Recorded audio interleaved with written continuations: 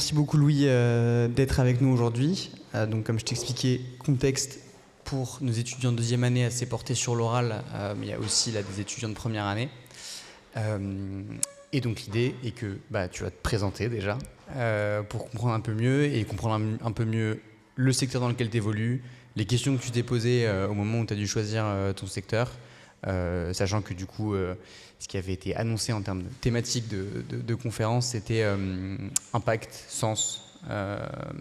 Et donc c'est quand même quelque chose qui est assez important pour nos générations, mais qui est finalement peu représenté dans l'offre ou les perspectives de carrière en fait classiques en école.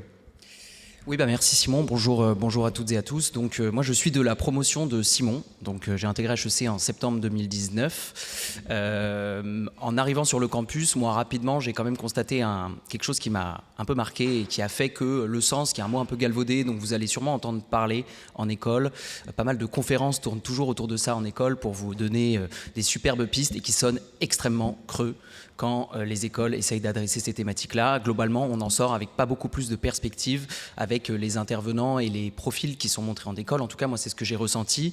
Et en même temps, moi, je faisais partie un peu des étudiants qui avaient été sensibilisés au lycée et même en prépa un peu aux questions environnementales qui étaient un grand fourre-tout. On peut en dire beaucoup de choses. Mais en fait, je suis arrivé en école de commerce en me disant on pouvait un peu tout faire. Et ce sujet-là m'intéressait. Et j'ai constaté en fait assez vite que les perspectives qu'offrait HEC aux étudiants pour s'épanouir dans des thématiques qui n'étaient pas celles un peu classiques sont en fait extrêmement faibles. C'est le cas à HEC, mais c'est le cas aussi dans les autres écoles. En fait, on nous dit qu'on peut tout faire, ce qui n'est pas complètement faux. En tout cas, on peut se diriger vers plein de voies différentes. Mais en pratique, à la fin, tout le monde fait un peu la même chose. Et ça, c'est vrai que c'est quelque chose qui m'a marqué. Je ne sais pas ce que Simon pourrait en dire, mais en arrivant sur le campus, personne ne sait vraiment ce qu'il veut faire.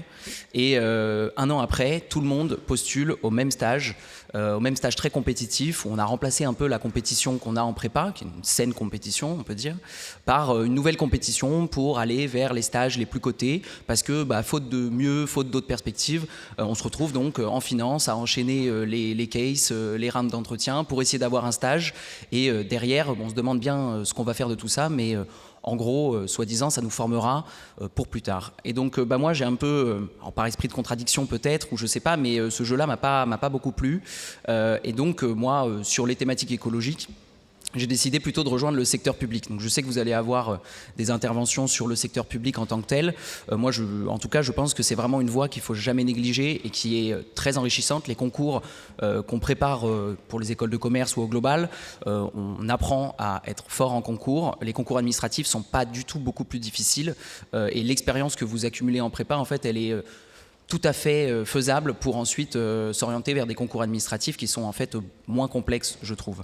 Donc la voie du public est quand même très intéressante. On peut y faire de grandes choses, des choses qui importent pour le pays. Et donc moi, j'ai fait donc le double diplôme avec Sciences Po, après avoir fait des petits stages plutôt qui essayaient de connecter un peu ce qui m'intéressait, c'est-à-dire secteur public, enjeux environnementaux, et puis on ne se refait pas, j'avais fait une école de commerce, donc finance. Et donc je me suis retrouvé sur les réglementations en finance durable, des sujets très chiants, très techniques, vraiment qui me faisaient pas rêver finalement, même si c'était un peu là où j'étais arrivé. Et donc après Sciences Po, moi j'ai choisi de rejoindre donc un autre univers qui est celui de l'armée. Je travaille aujourd'hui au ministère des Armées, à l'état-major, sur justement l'adaptation des armées aux conséquences du changement climatique et un peu sur la dynamique de la prospective, qu'est-ce qui va se passer dans 20, 30 ans, comment les armées s'adaptent à la crise énergétique, à la crise climatique, aux événements extrêmes, ce qui est une niche professionnelle que je vous recommande pas forcément de rejoindre parce que je pense qu'il y a 10 personnes en France qui travaillent dessus, mais c'est très intéressant et en fait moi ça m'a permis de retrouver quelque chose que j'avais perdu, et notamment en école, c'est le sujet de la géopolitique que je trouve passionnant. On apprend en prépa, on y passe des heures, on découvre à la fois de l'histoire et évidemment dans l'actualité la plus chaude, on essaye de comprendre, on monte en abstraction, et on arrive en école, et en fait ça c'est quand même un point, moi je ne peux pas ne pas vous le dire, j'ai trouvé que les cours en école sont quand même particulièrement nuls.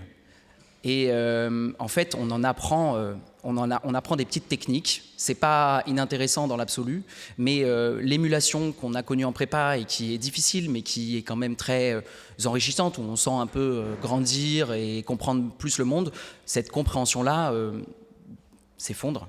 Parce qu'on ne nous le demande pas de continuer à faire ça. Alors c'est très bien de s'amuser en école, hein. Moi j'ai beaucoup kiffé et c'était super, mais très vite ça m'a quand même manqué et j'ai voulu retrouver ça. Et souvent on entend qu'on est un peu au top de son intelligence en prépa, puis après on fait que décliner. Petite formule dont vous avez peut-être entendu parler. Moi j'essaye de ne pas faire ça, même si c'est sûr qu'en prépa on atteint quand même des niveaux de quantité d'informations ingérées qui est énorme. On peut continuer à suivre sa voie, à suivre les choses qui nous intéressent vraiment. Et moi j'ai essayé de le faire, qui par hasard je me retrouve aujourd'hui à l'armée pour le faire, ce qui est un peu étonnant et qui n'était pas attendu, mais j'en suis très heureux. Et donc avant de revenir sur ce que tu fais maintenant et tout ce taf qui est hyper intéressant, donc toi quand tu arrives en école, tu as cette sensibilité à l'environnement, à l'impact, au sens. Comment est-ce que tu la cultives concrètement? Alors, est-ce que c'est associativement dans un premier temps et ensuite dans la recherche de stage? Et quelles ont été les étapes de ton raisonnement dans la perspective de dire, voilà, je veux travailler avec ce prisme-là. Qu'est-ce que tu as exploré comme piste, même sans forcément y avoir travaillé ou pas? Donner un peu des clés de lecture, soit d'avancer du raisonnement dans lequel on pourrait arriver. Ouais, je suis arrivé vraiment en me disant c'est un sujet important, mais j'étais très très loin de vouloir en faire ma vie. Vraiment, c'est juste comme plein d'autres sujets qui nous touchent, des causes importantes. Mais enfin voilà, de là à travailler pour ça, c'est un grand pas. Il se trouve que moi, c'est vraiment le vide des cours, notamment pour adresser cette thématique, qui m'a quand même fait beaucoup réfléchir. On entend des conférences sur le climat en général. Voilà, je prends cet exemple, mais il y en aurait plein d'autres. On se dit vraiment il y a un problème, quoi. Il va falloir qu'on gère ce truc quand même. Et on a des cours qui, au mieux, l'abordent à la marge, au pire, font comme si ce problème n'existait pas. Et ça, moi, c'est quelque chose qui m'a beaucoup touché et donné envie de creuser. Je me suis un peu embrouillé avec les professeurs. Enfin, il y a eu un peu de tout ça qui m'a en fait assez... a été mon école parallèle un peu à côté, où il s'agissait de rentrer un peu dans l'art du prof d'économie qui nous expliquait les banalités des cours d'économie en école de commerce qui sont vraiment pas fameux. En fait, c'est ça qui m'a été mon école d'à côté. Et moi, c'était un peu cette envie de creuser à côté, de comprendre pourquoi j'ai l'impression qu'il y a quelque chose qui tourne pas rond et que ça marche pas. Et à côté de ça, la chose très très importante, et moi qui a vraiment changé ma trajectoire de vie, je pense, sans m'en rendre compte au début, c'est que je me suis engagé dans des associations sur le campus. Alors j'étais pas du tout dans des assos au lycée, en prépa, enfin je faisais rien. Et en fait, sur les campus en école de commerce, il y a plein d'associations qui sont proposées sur plein de thématiques, alors qui organisent des choses très sympas ou très fun, ou des causes qu'on essaye de défendre, tant bien que mal. Et moi, c'est quelque chose je suis passé de l'autre côté, c'est-à-dire que je me suis engagé dans une association un peu par hasard aussi, parce que c'est des lieux pour se sociabiliser avec des gens avec qui on partage quelque chose. Et puis en fait, moi, j'en suis jamais revenu. Aujourd'hui, moi, je considère que dans ma vie professionnelle, c'est une partie de mon travail, celle pour laquelle je suis payé. Et en fait, moi, je continue à travailler sur plusieurs associations à côté, sur des thématiques liées à l'environnement, mais pas que. En fait, ça, c'est quelque chose que je n'abandonnerai pas et qui donne beaucoup de sens à ma vie et qui aussi dédramatise le fait de absolument trouver du sens dans son job et seulement dans son job. Le travail, c'est important, ça nous paye, on peut y faire de grandes choses, mais on peut aussi aspirer à ce que le travail prenne une place importante, mais pas totale, et qu'on trouve du sens largement à côté. Et moi, je continue à travailler le soir sur plein d'autres projets, et en fait, c'est ça qui me donne un peu une assise et un peu une fierté de moi-même.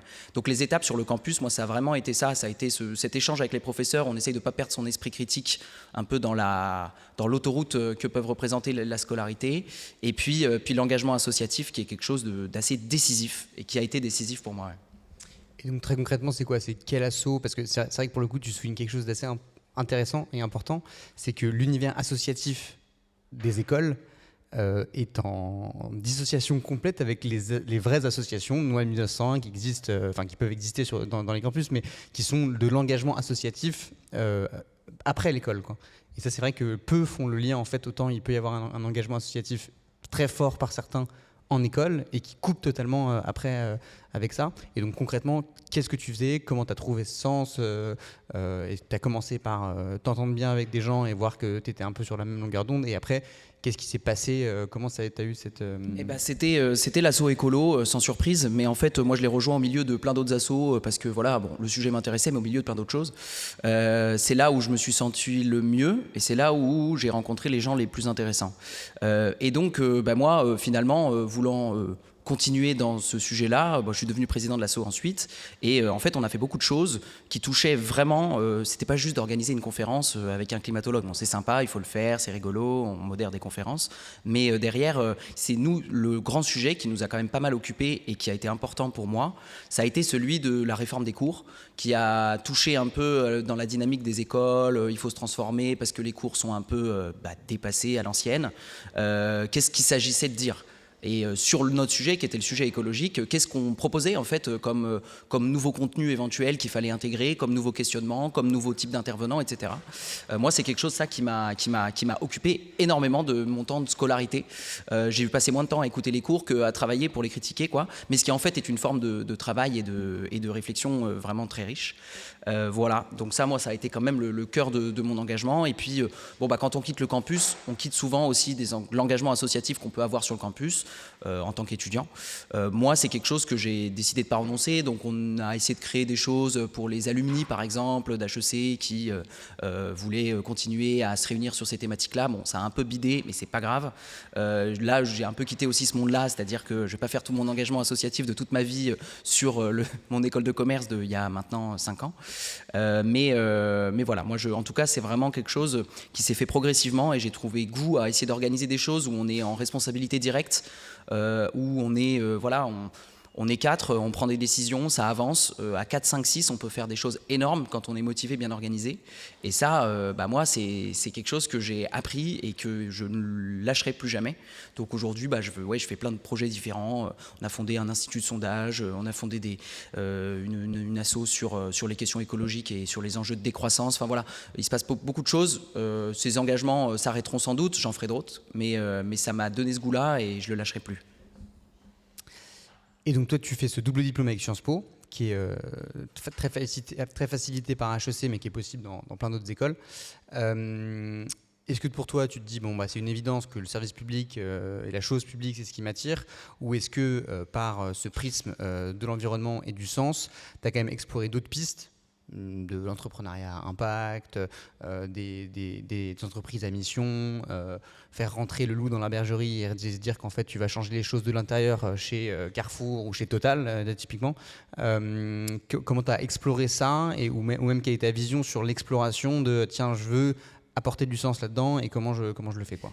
Ouais, ça a été exactement la question. C'était je suis plutôt porté vers le public, mais est-ce que du coup le privé c'est pas du tout pour moi? Je me suis quand même pas mal posé de questions et notamment dans les stages, on explore un peu de tout, on postule un peu partout aussi.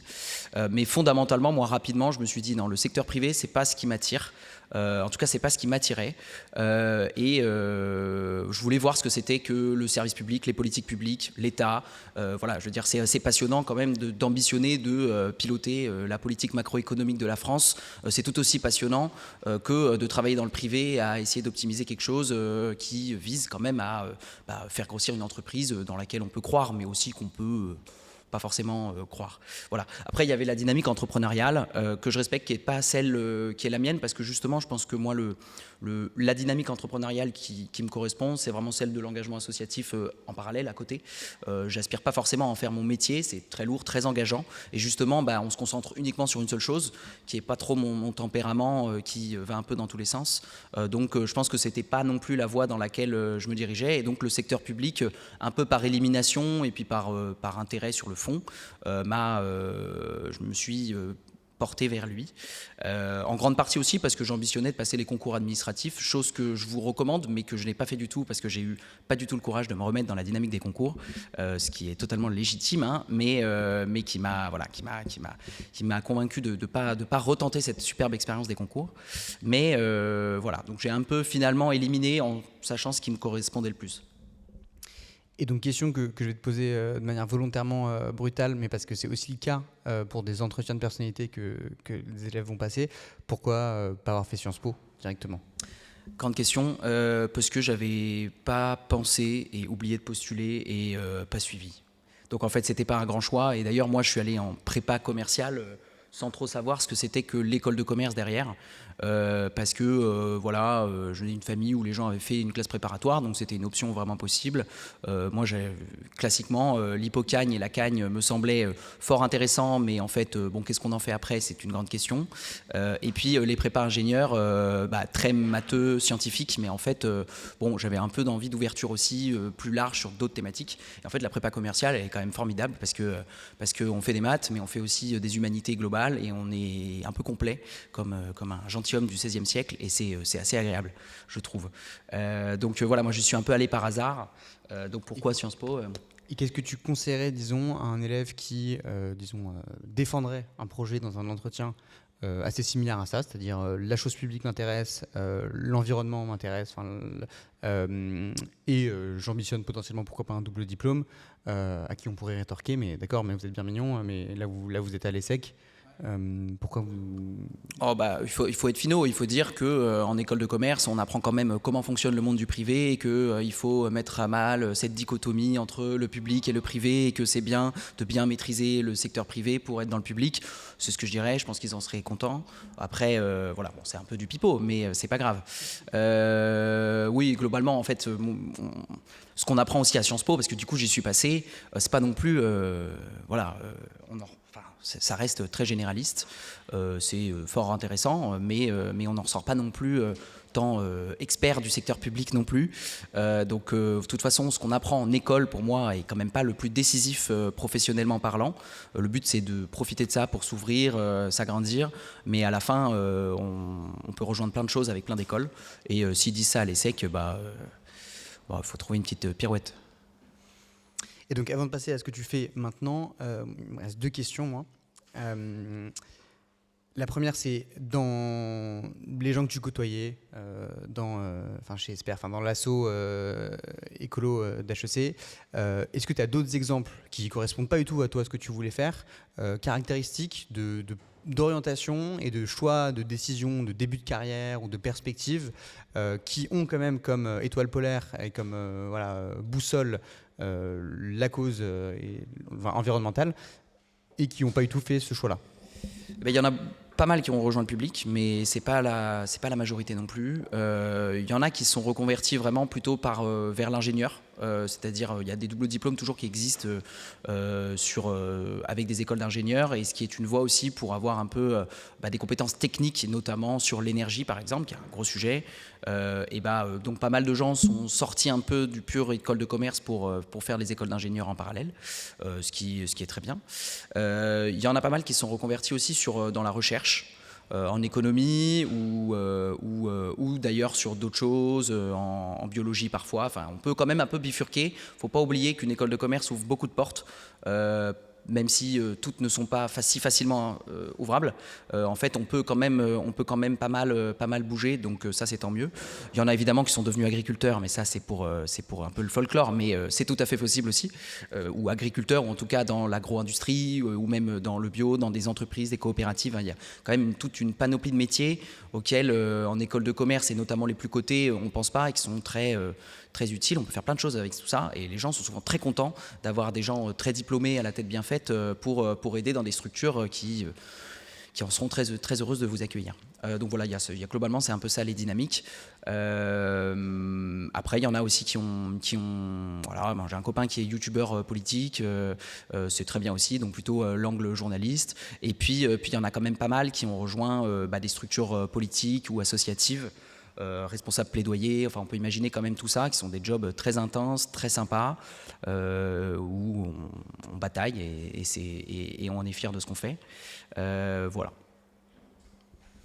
Et deuxième question avant de passer au présent, tu as énormément contribué du coup à la sensibilisation sur les sujets environnementaux pendant 2 ans sur le campus. Qu'est-ce que tu conseillerais, avec quelques exemples, soit de format, d'expérience, etc., à des étudiants pour du coup mieux appréhender les enjeux de manière solitaire ou collective, et se renseigner un peu sur cette chose qu'on sait tous important, mais qu'en fait parfois on a du mal à se plonger dedans, réfléchir à la chose au-delà du cours d'éco qu'on a eu sur le sujet? Pas simple. Bon, il y a des gens qui sont intéressants à écouter, sur YouTube. Moi, une grande partie de tout ce que j'apprends et ce qui continue de creuser, je le trouve sur YouTube, hein, c'est formidable. Bon, il n'y a pas Internet en général, mais sur YouTube, il y a quand même tous les contenus bien faits qui sont trouvables. Après, on en fait sa sauce personnelle. Je trouve quand même qu'un passage obligé pour comprendre les enjeux énergie-climat reste les cours de Jean Covici. Donc il y a les conférences qui donnent un peu, ou les petites interviews où il s'engueule avec Apolline de Malherbe, c'est sympa, mais globalement il a aussi fait 20 heures de cours aux mines, qui est le cours introductif qu'il fait chaque année aux mines Paris. C'est quand même une bonne base. Après, il faut dépasser Jean Covici, et il y a plein de choses à dire et à analyser, mais globalement, on en ressort quand même avec des bases assez solides sur les thématiques énergie-climat qui font qu'après, on n'est pas exactement la même personne et on ne se projette pas exactement pareil dans le monde, ce qui me semble être important quand on veut réfléchir aux choses. C'est pas très original, hein, je le conçois. Non, je sais pas. C'est déjà une bonne chose, ouais. C'est ça. Et donc, on va passer à ce que tu fais maintenant pour laisser aussi un peu de temps après pour d'éventuelles questions. Enfin, moi, j'en ai plein, mais donc, est-ce que tu peux nous réexpliquer exactement ce que tu fais? Ça veut dire quoi, bosser sur de la prospective au ministère des Armées? C'est assez intéressant parce que ça arrive peu d'avoir un métier dans lequel on peut finalement se projeter assez facilement en prépa, en particulier pour ceux qui sont en section géopo. Mais donc, ça veut dire quoi concrètement dans le métier de faire ça? Enfin, qu'est-ce que tu fais au quotidien? Comment tu travailles, etc. Alors, oui, sur le fond, c'est très intéressant. En pratique, ça reste un travail de bureau assez traditionnel où on lit des rapports, on parle à des gens et on organise des réunions. Ça, c'est ça la prospective à la fin, même si on le fait sur des choses fort intéressantes. Moi, la géopolitique, c'était important, et donc combiner la géopolitique aux thématiques environnementales, c'était aussi un champ dans lequel je voulais aller. Et puis, en plus, sur les questions de défense, qui est un peu plus précis que les questions de géopolitique en général. Et en gros, nous, notre grand enjeu, et effectivement, l'armée, pour ça, est intéressante comme acteur, qui a une capacité quand même de se projeter, et la nécessité de le faire, et de piloter un peu moins à vue ses activités. Forcément pour des raisons de défense nationale en général, mais aussi parce que les équipements que l'armée utilise, elle les conçoit aujourd'hui, elle les utilise jusqu'en 2070. Donc en fait, il faut bien se poser les questions sur à quoi va ressembler le monde en 2060 quand il s'agira de retaper le nouveau porte-avions qui sort en 2038. Là, va falloir savoir dans quel monde on organisera la rénovation de ce porte-avions, où c'est qu'on l'utilisera, quelles seront les conditions environnementales dans lesquelles il sera amené à évoluer. Et donc tout ça, ça passe par quand même pas mal de discussions qui sont à la frontière entre la science pure et dure et vraiment le travail des think tanks. On est entouré, nous on travaille pas mal avec des think tanks, chose d'ailleurs que je n'ai pas mentionnée mais qui est vraiment intéressant. Je veux dire, en France, il y a quand même une recherche en géopolitique et des think tanks en général qui ouvrent des voies très très intéressantes pour faire des choses. Il y a des classiques, l'IFRI, la FRS, l'IRIS, ces grands think tanks, et il y en a d'autres, peuvent donner des voix, et là-bas on peut y travailler. Donc nous on travaille directement avec tout cela. On anime plusieurs observatoires avec eux, donc on leur commande des rapports, et tout mon travail, moi, c'est de réussir à faire que ce qu'ils peuvent trouver ou qui peuvent être un peu pertinents pour que la question écologique soit mieux traitée au sein du ministère, tout ça soit pris en compte par mes chefs. Moi, je suis rattaché à un général de l'armée qui a beaucoup de choses à faire, qui s'occupe de l'énergie en général. Derrière, pour lui, il n'a pas beaucoup de temps, et le chef qui doit convaincre, quand j'essaye de le convaincre de faire quelque chose, il est encore plus méchant et il a encore moins le temps. Donc, en fait, tout le jeu, c'est de réussir en peu de temps, réussir à convaincre des très hautes autorités très prises qu'il y a peut-être des embranchements, des arbitrages à faire. J'en prends un par exemple, on a un enjeu, nous, sur les infrastructures en Outre-mer. Les Outre-mer sont très exposés au réchauffement climatique et globalement dans un état plus vétuste que sur l'Hexagone. Et en pratique, du coup, on a des emprises militaires qui sont à l'ancienne. Et on a du coup un enjeu qui est de savoir qu'est-ce qu'on va faire de certaines emprises. Par exemple, il y a des dépôts pétroliers, il y a des data centers en Outre-mer qui sont un peu vulnérables. Tout le monde le sait, hein, donc c'est pas un grand secret. Mais globalement, du coup, tout ça, il va bien falloir le faire. Sauf que ça coûte de l'argent. Et c'est moins prioritaire que les grandes priorités géopolitiques sur lesquelles aujourd'hui notre armée, notre pays s'oriente. Ce qui fait que, voilà, qu'est-ce qu'on fait? On fait rien, mais du coup, on est sûr qu'un jour, va y avoir un problème. Il y a eu le cyclone Chido à Mayotte qui a été très marquant, qui a un peu ravagé Mayotte quand même, et donc notamment les militaires qui y étaient. Ça allait à peu près, mais c'était tendu. Ça nous a mobilisé beaucoup de moyens militaires pour justement assister et secourir l'île, ce qui a pris beaucoup de moyens militaires, qui est un gros sujet. Hein. C'est les interventions humanitaires qui vont se multiplier. Bref, donc au milieu de tout ça, nous, l'idée, c'est de faire prospérer un peu ces réflexions-là et faire en sorte que des arbitrages soient proposés à nos autorités militaires et politiques, et à la limite, que les arbitrages ne soient pas ceux que j'aurais pris, c'est pas grave, mais au moins une décision a été prise, et c'est pas l'absence de connaissances qui a fait qu'on a loupé un embranchement. Et donc toi, concrètement, typiquement là-dessus, ton taf, c'est d'appeler des experts et de montrer exactement quelles sont les projections de l'augmentation de catastrophes climatiques, etc. Et de faire une synthèse après et de dire voilà l'enjeu à X%. Enfin, en gros, comment ça se passe très concrètement sur l'arbitrage de la décision, sur quelque chose qui est très prospectif, comme tu le dis, à 50 ans? Ouais, alors tout n'est pas toujours à 50 ans, mais globalement, c'est l'ambition. Après, voilà, le but, c'est que nos chefs portent des sujets. Par exemple, voilà, l'adaptation au changement climatique des infrastructures. C'est à l'ordre du jour d'une réunion, d'un comité, choses comme ça. Bon, moi, il faut qu'il ait des choses à dire qui soient pertinentes, des choses claires, qu'il puisse lui-même proposer en fait à son chef pour arbitrer. À la fin, on met les millions ici ou là, quoi. Donc, bon. Pour aboutir à des décisions qui soient, des arbitrages vraiment avec plusieurs options. Ça, on passe par un travail avec les think tanks, avec des experts internes aussi, parce qu'il faut jouer dans ce gros ministère, parce qu'il y a beaucoup d'acteurs. Essayer de prendre un max de connaissances pour réussir à porter une décision et à embarquer tout le monde.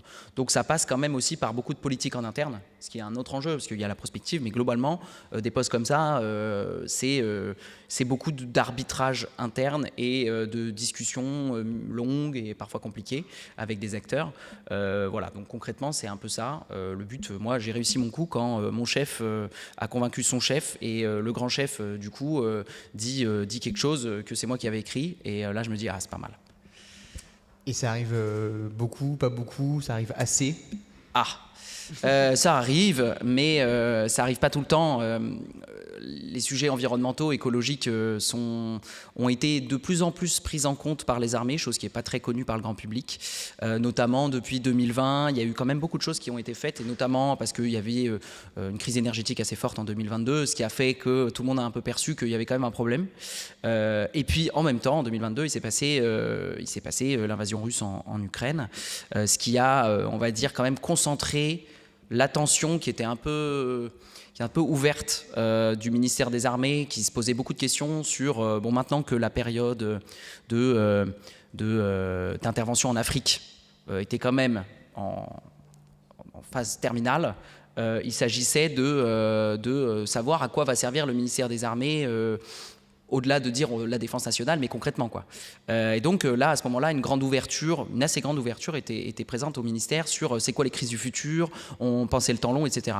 Bon, tout ça, malheureusement, s'est un peu fait écraser en termes de priorité parce que la guerre en Ukraine et la préparation à un engagement majeur éventuel à horizon serré. Voilà, donc ça, c'est sûr que moi, je perds un peu plus mes arbitrages depuis. Mais parce que c'est moins la priorité. Mais bon. En même temps, par exemple, avec le blocage du détroit d'Ormuz, tout à coup, tout le monde a redécouvert l'importance de la sobriété énergétique dans l'État et même dans l'armée en ce moment. Chose qui était complètement inaudible il y a encore 8 mois, parce que c'était plus le moment, quoi. Donc parfois, il faut aussi saisir les opportunités. Moi, je travaille sur les thématiques de l'eau, par exemple. On a 2 étés particulièrement pluvieux depuis 2 ans. Là, on annonce quand même cet été, puis l'été d'après, des choses vraiment moins rigolotes. On sait que à l'époque, quand il y a eu les grands incendies, c'était 2023, il me semble, une période très tendue au niveau des sécheresses et des incendies. Il y avait une grande attention. Cette attention disparaît, elle reviendra malheureusement. C'est à nous, à ce moment-là, de servir de ce contexte-là pour faire avancer ces sujets-là. Voilà. Et toi, du coup, d'un point de vue personnel, quelle est ta connaissance du sujet de l'armée, à quel point tu t'y intéresses et à quel point ça vaut le coup de savoir en fait la consommation des chars, etc. Parce que c'est vrai que du coup, là, ça fait vraiment deux sujets qui, intuitivement, en tout cas d'un aspect hyper extérieur, sont un peu inconciliables. En tout cas, il y a un côté paradoxal dans travailler sur l'environnement pour l'armée.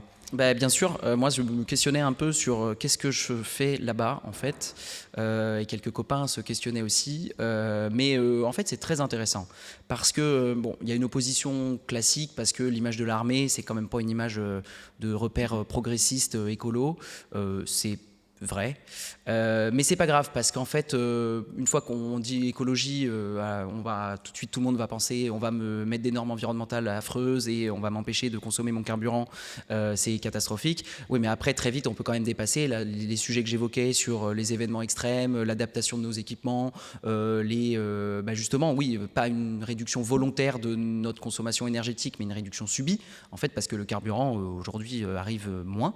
Bon bah tout de suite on peut discuter en fait et bon, il y a donc quelques petites étapes préliminaires pour que tout le monde se comprenne bien et après on parle la même langue. Et moi, en fait, aussi, j'avoue que quelque chose qui m'a beaucoup intéressé en rejoignant le ministère, c'est que j'ai un peu changé d'univers. Moi, je côtoyais du coup l'univers un peu école de commerce, 4 sup, voilà. J'avais aussi mes copains plus engagés, plus militants, etc. Bon, c'était... Parfois, c'est un peu le même univers finalement. Bon, là, j'ai changé de monde. Hein. Je côtoie des militaires qui viennent de familles de militaires, des officiers de l'armée de père en fils avec des enfants en prépa militaire. Bref, voilà, c'est cette ambiance, ce monde parallèle qu'on ne côtoie en fait pas beaucoup. En tout cas, moi, je ne le connaissais pas. Et ça, c'est quand même vachement intéressant. Même si on n'est pas, voilà, c'est pas comme si je partageais énormément de choses sur le fond avec tous mes collègues. Moi, j'y apprends des choses et j'y découvre des choses. Et même sur les questions de sens, bon, ça fait un peu la soupe de l'armée, mais c'est vrai que les militaires en général ne se posent pas la question du sens de leur mission. Alors c'est un problème parfois, mais ça peut être aussi quand même une qualité pour soi-même, qui est de se dire en fait ils savent à quoi ils servent, ils savent qu'ils sont utiles. Et ils ne sont pas là à se prendre la tête tout le temps pour se dire quel est leur impact dans le monde, quelle est leur vraie raison de vivre. Il y a plein de métiers, ils sont souvent épanouis dans une carrière assez précise qui a été élaborée au fur et à mesure des années. Bon, bah ça, c'est aussi assez inspirant, des gens qui sont plutôt à leur place. Et ça, moi, c'est quelque chose qui m'a pas mal marqué. Voilà, donc c'est pas du tout inconciliable. Après, comme je le disais, moi, il y a mon travail. Il y a ce que je fais, ce pourquoi je suis payé à l'armée.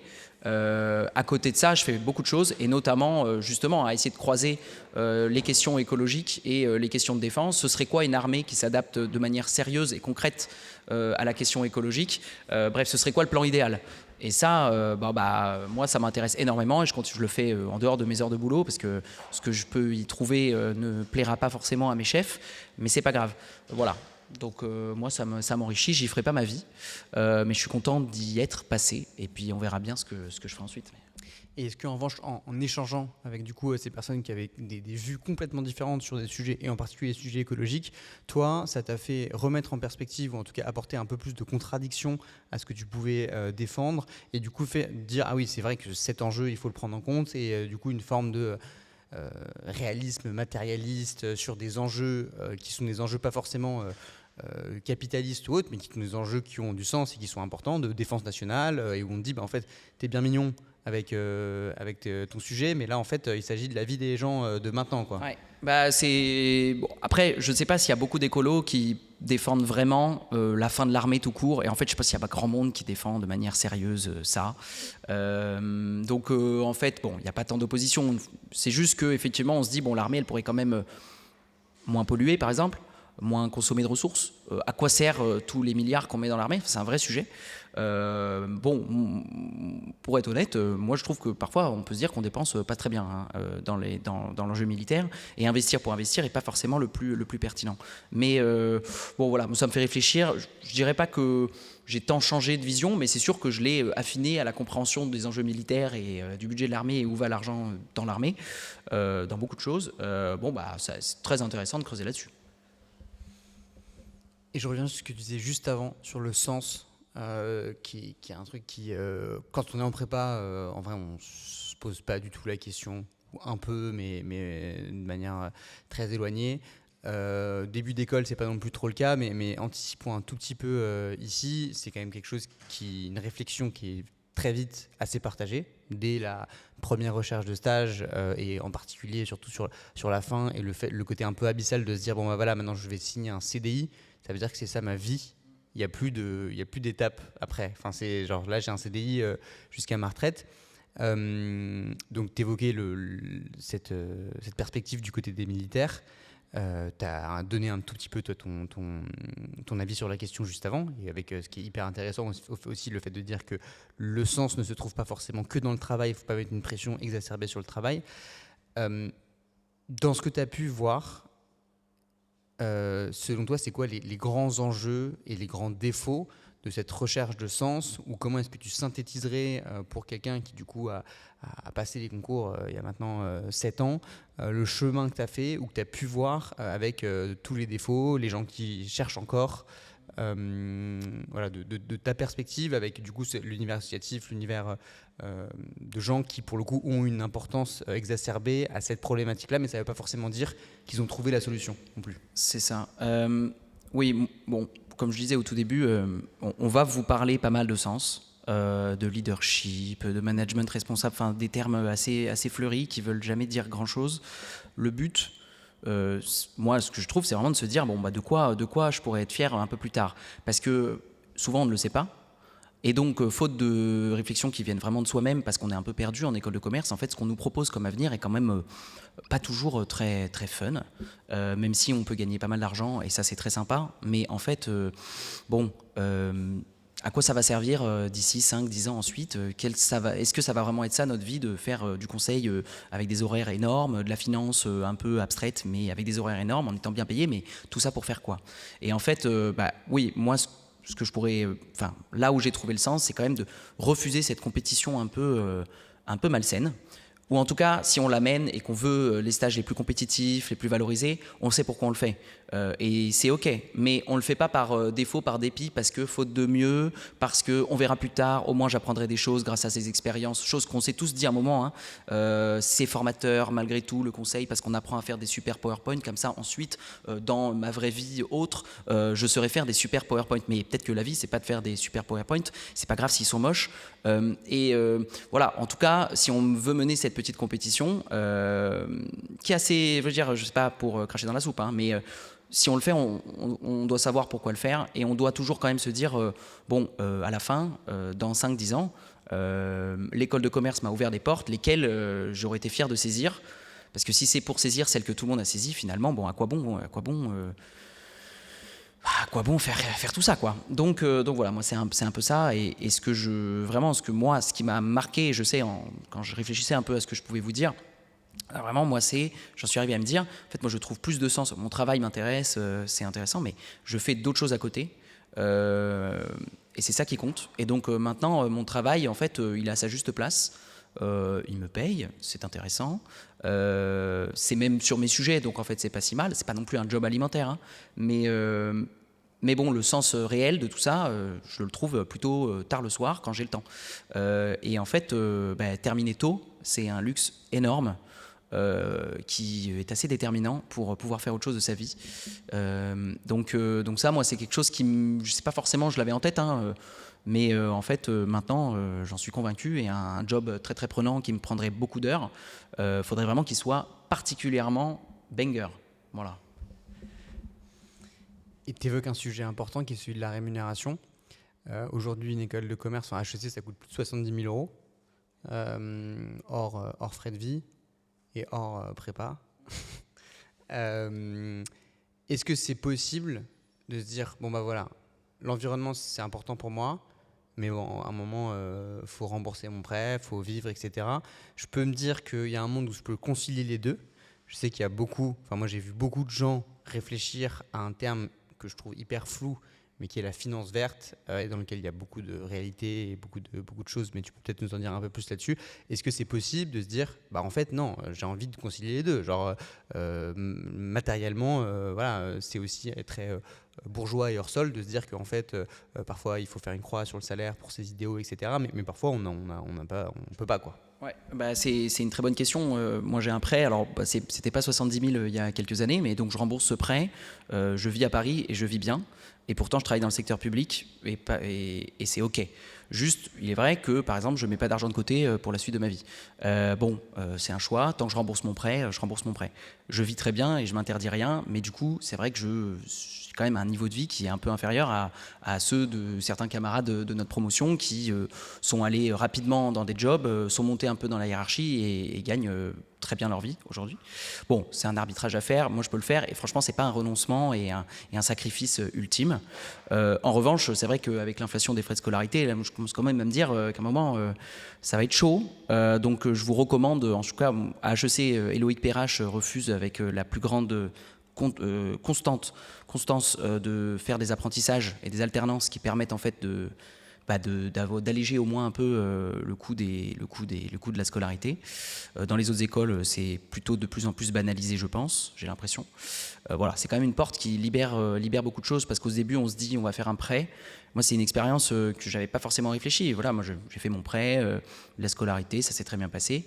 Et en fait, en sortie d'école, il y a une partie non négligeable de notre salaire qui va au remboursement du prêt, chose qu'on n'a pas forcément au début complètement conscientisée, ce qui fait qu'on est obligé d'aller chercher quand même des rémunérations qui sont assez plus élevées que ce qu'on pourrait à quoi aspirer.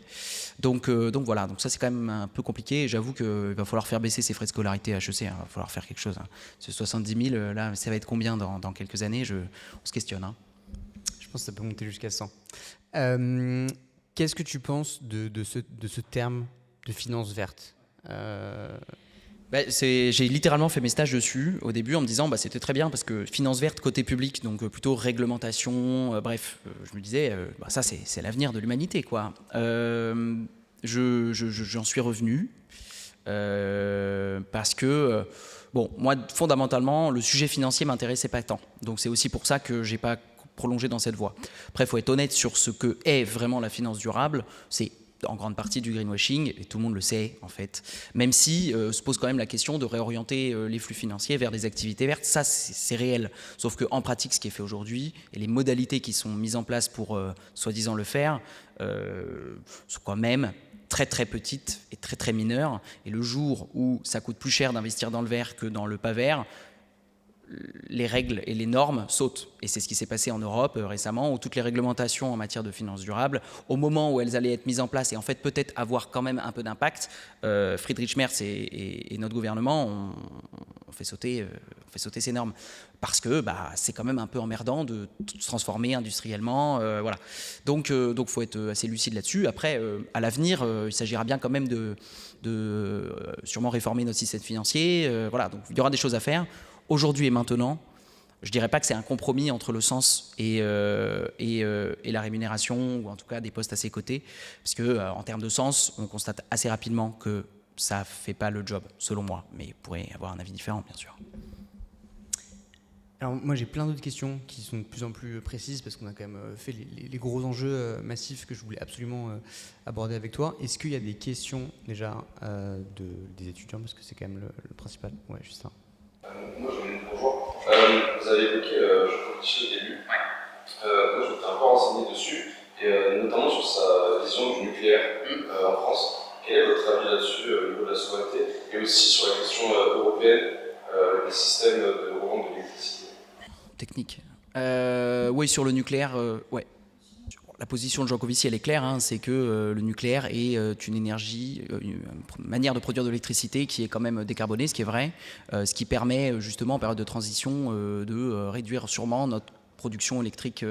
Enfin, en tout cas, quand il s'agit de réduire nos consommations de fossiles, dans notre mix énergétique, le nucléaire est quand même très pratique. Bon, il se trouve que ça pose plein de problèmes parce que au-delà de ça, construire de nouveaux réacteurs, c'est-à-dire ce de quoi on parle, c'est-à-dire que si on veut augmenter le nucléaire, en fait, ça coûte très cher, c'est très long et c'est pas dans les horizons de temps qui sont ceux de la transition énergétique qu'il nous faut faire aujourd'hui. Donc on est un peu, c'est pas que le nucléaire est un problème, mais je suis pas sûr que ce soit une solution à court terme. Par contre, la question qui se pose tout de suite, c'est combien de temps on va maintenir les réacteurs anciens, en sachant que plus on les maintient longtemps, plus c'est cher. Donc on est face à cet enjeu-là. Jancovici, moi je n'ai pas de problème avec cette position-là.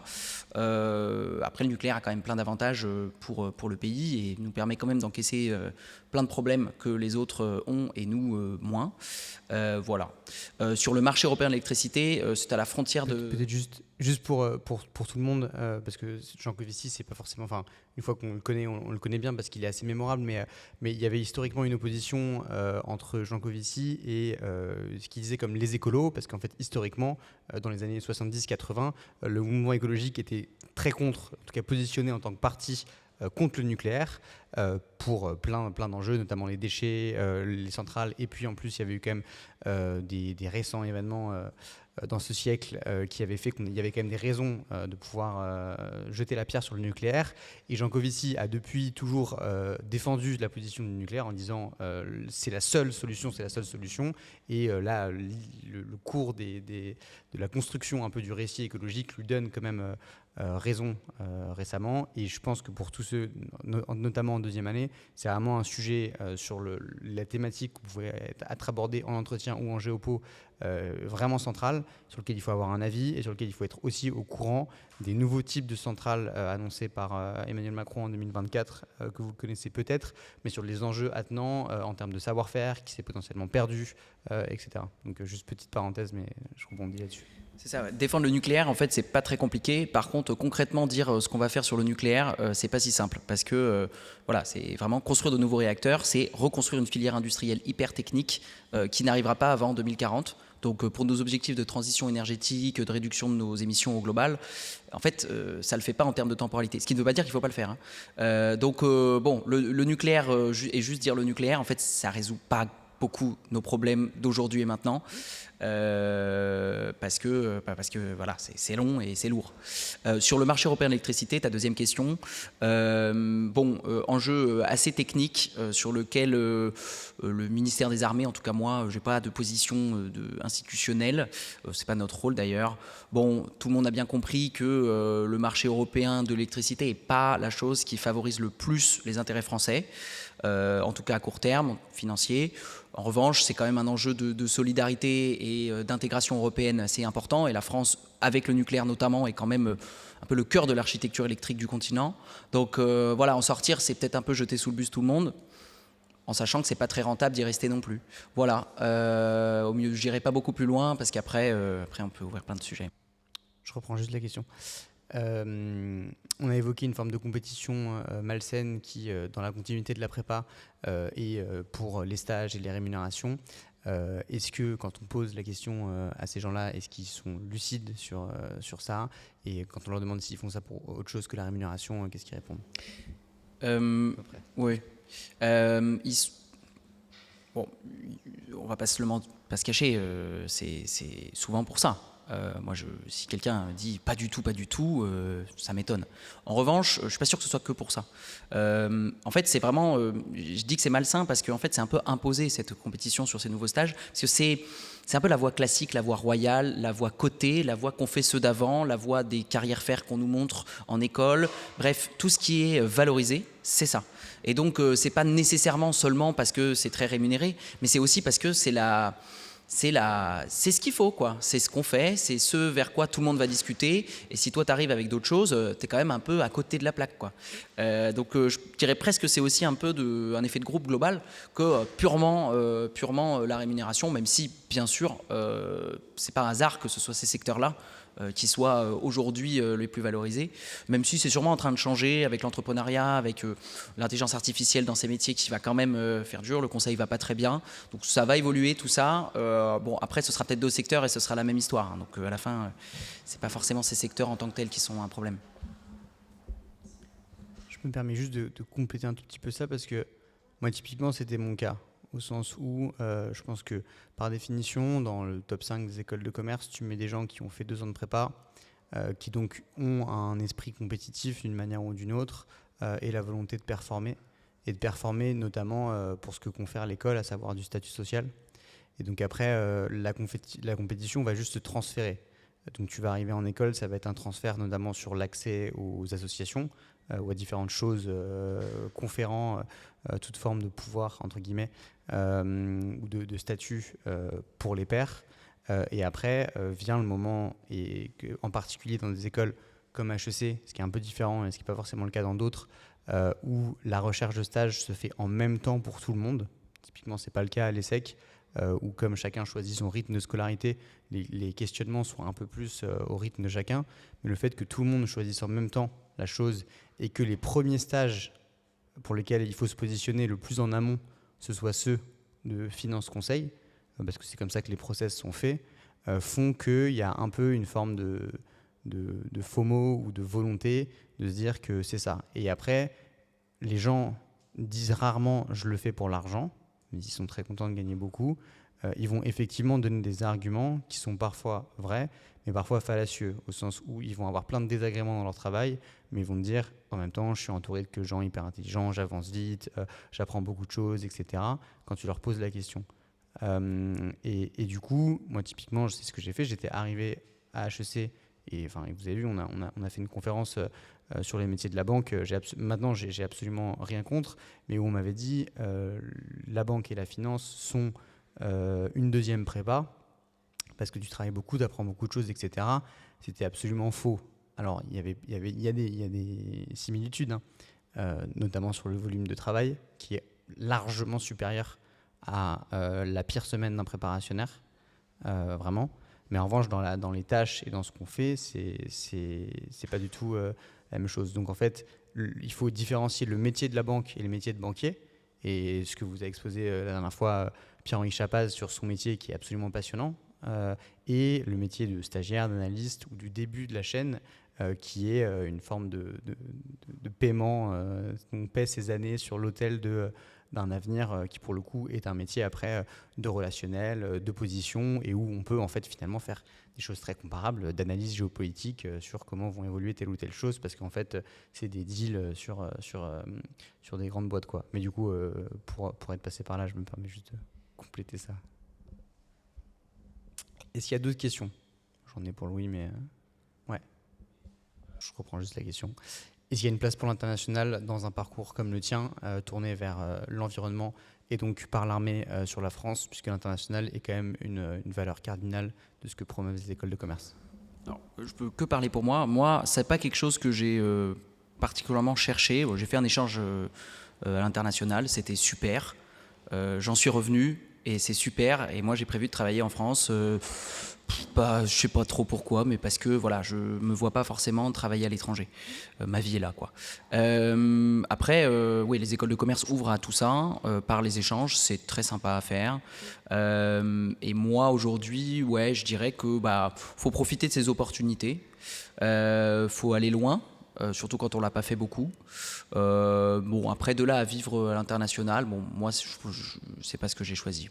C'est pas une réponse très très énorme, mais je vais prolonger cette question parce que dans ce qu'attendent les écoles de commerce dans le recrutement et en particulier dans l'épreuve type de l'entretien de personnalité, on va souvent attendre ce qu'on appelle l'ouverture internationale, qui ne suppose pas forcément d'avoir voyagé, mais qui en fait revient souvent parfois à exposer de manière intelligente et pertinente les voyages qu'on a pu faire avec ses parents, entre autres. Et on va aussi attendre un certain nombre de valeurs défendues par le ou la candidate, et entre autres une forme de sensibilité avec des différents argumentaires à la cause environnementale. Évidemment, aujourd'hui, ça peut être deux choses qui peuvent, en tout cas moi je sais que c'est très facile de piéger un candidat qui expose dans un premier temps son engagement absolument formidable pour l'environnement, et puis juste après ses vacances en Thaïlande. Le sujet de l'avion est un peu l'éléphant au milieu de la pièce. Qu'est-ce que tu conseillerais de dire, enfin déjà, quel est ton avis sur la question, et qu'est-ce que tu conseillerais de dire vis-à-vis de ça, dans la perspective plutôt de l'entretien, mais... Ouais. Bonne question. Moi, j'avais fait quelque chose d'assez catastrophique à mon entretien à l'ESSEC. J'avais eu 2,5 sur 20 à cet entretien. Donc, ne faites pas ça. J'avais pitché du coup une start-up IA pour aider les agriculteurs à optimiser leurs semences dans le contexte du changement climatique. Donc, en gros, voilà, on cochait un peu toutes les cases. C'était écolo, mais moderne, etc. Pas très clair. franchement, et ça s'est vu, et ça s'est mal passé. Donc je recommande pas forcément de pitcher quelque chose d'environnementalement important si c'est artificiel, et moi ça l'était en fait, et du coup ça sent pas bon. Évidemment, tous les gens qui vous ont fait passer des oraux pour vos entretiens vous ont dit de trouver quelque chose de vraiment honnête qui vous correspond vraiment, peut-être plus facile à dire qu'à faire, donc je ne sais pas quel est... Ouais, bon, je dirais on peut éviter quand même les fautes de style, parler des vacances effectivement très très loin, très très régulières, et qu'on adore vraiment les voyages, et la phrase d'après dire qu'on est très engagé pour l'environnement, ça va sonner faux, et ça va vraiment donner envie au jury d'aller titiller ce jeune écolo hypocrite, quoi. Donc ne faites pas ça. Après, voilà, c'est pas pour autant qu'il faut abandonner un engagement qui est le nôtre.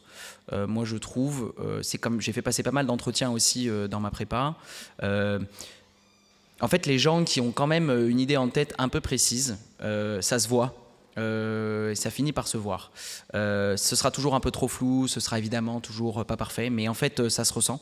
Donc bon, conseil trop classique, mais soyez un peu honnête. En tout cas, essayez de l'être, et si vous trouvez vraiment rien, là, construisez-vous un super plan bien travaillé et répétez-le jusqu'à ce que ce soit très honnête. Mais globalement, essayez de trouver quelque chose qui parle de vous, quoi, vers où vous vous projetez. Et ça revient un peu aux choses que moi j'aurais dû dire, hein. Moi, j'aurais dû assumer de travailler pour plutôt le secteur public, chose que j'avais un peu en tête mais qui était floue. J'aurais dû assumer de dire que je voulais continuer à faire de la géopolitique. Il y a plein de métiers liés à l'école de commerce qui touchent à la géopolitique, hein. Simon en parlait. Les grands deals financiers internationaux, c'est des rapports de pouvoir internationaux, géopolitiques, politiques. Bah, si on aspire à suivre ça, c'est très intéressant, et les écoles de commerce ouvrent complètement à ça. Donc il ne faut pas oublier cette piste-là, de rester un peu sur ses passions et ses vrais intérêts, et de ne pas forcément s'inventer une start-up qui n'a pas beaucoup d'avenir. Voilà. Il nous reste 3 minutes par rapport au temps qu'on s'était fixé. Est-ce qu'il y a une dernière question avant une question de conclusion? Ouais, Grégoire. Je suis un peu dans le même sens. Vous avez fait un choix de carrière où justement le sens importe beaucoup. Est-ce que vous êtes heureux de ce choix de carrière et de ne pas prendre le risque potentiellement de se réveiller comme tous ceux qui faisaient la compétition à 40 ans, très riche, mais on a l'impression d'avoir fait mieux de 20 ans, quoi.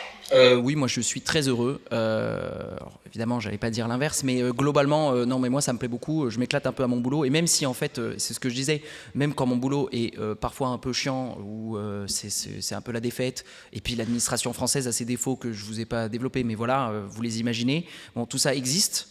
Mais enfin, même ça, moi je m'en fous, parce qu'à côté, c'est toujours ce que je disais, à côté, moi je fais plein de choses qui se combinent à ce que je fais à mon travail, tout ça s'enrichit, et je continue, moi, à travailler en dehors de mes heures de travail, et donc quand ça se passe mal au boulot, ou c'est un peu chiant, c'est pas grave. Donc voilà, donc oui, non, moi je ferai pas de crise de quarantaine, en tout cas je me le souhaite, et j'ai essayé de faire en sorte que ça n'arrive pas. Sait-on jamais après, évidemment. En revanche, les gens ne te diront jamais l'inverse. Oui, sache-le. Parce que moi, au moment où je me posais les questions, j'avais appelé genre beaucoup de gens dans beaucoup de secteurs, sur beaucoup de métiers, et j'en ai jamais eu un qui m'a dit que son métier était ennuyant ou qu'il avait quelconque problème dans ce qu'il faisait.